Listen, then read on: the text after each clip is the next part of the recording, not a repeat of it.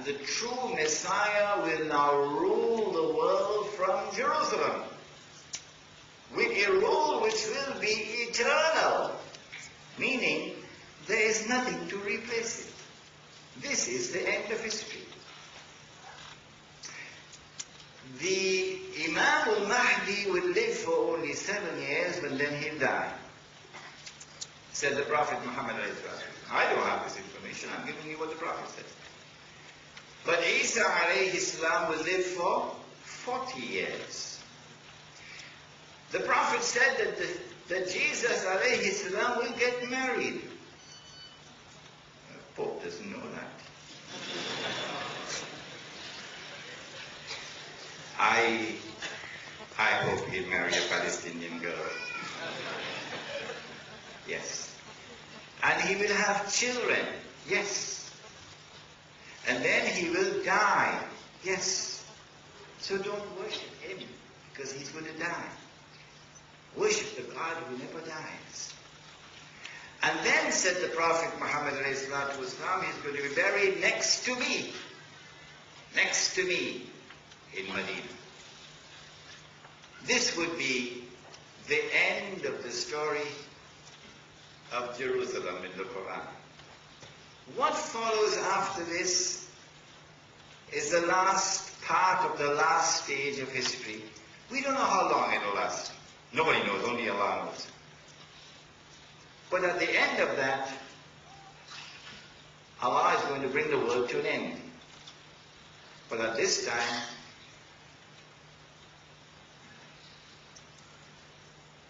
make up your mind for this hadith now. Prepare yourself for it. There will be such a collapse of morals, sexual morals of the world, and you can see it coming now. That people will be committing sexual intercourse in public like donkeys. And the best man of that age will be one who would pass by and see two people having sex in public, and he would say to the man, "Can't you at least take her behind the wall?" That is the tomorrow that is coming. And then Allah will bring the world to an end. And then will come the day of judgment, when we stand before Allah.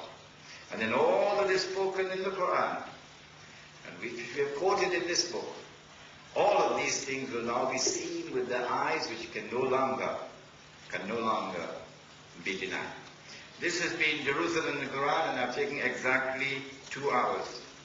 Before I end, let me commend that you read this book, because the entire lecture is in here. I could not give you the whole lecture.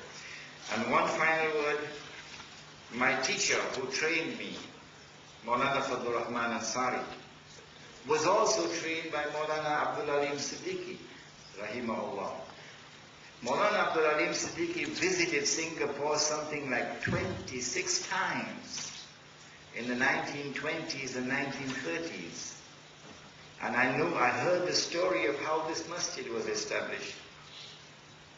And Maulana Fadlur Rahman Ansari, who was my teacher, he lived in Singapore in 1935 for 1 year. He wrote this book, which is now available outside, The Quranic Foundations and Structure of Muslim Society. If we are to establish Islam today, then this, I suggest to you, is the manual, the handbook, the guide that we should follow, in order that the Quran may be the means through which we can establish Islam today. I hope and pray that you would support Masjid Abdul Alim Siddiqui in the effort to try to raise the funds needed to reconstruct the masjid. I will also put my hand in my pocket to give whatever I can, and I hope that you will also do the same. ربنا تقبل منا إنك أنت السميع العليم وتب علينا يا مولانا إنك أنت التواب الرحيم برحمتك يا أرحم الراحمين.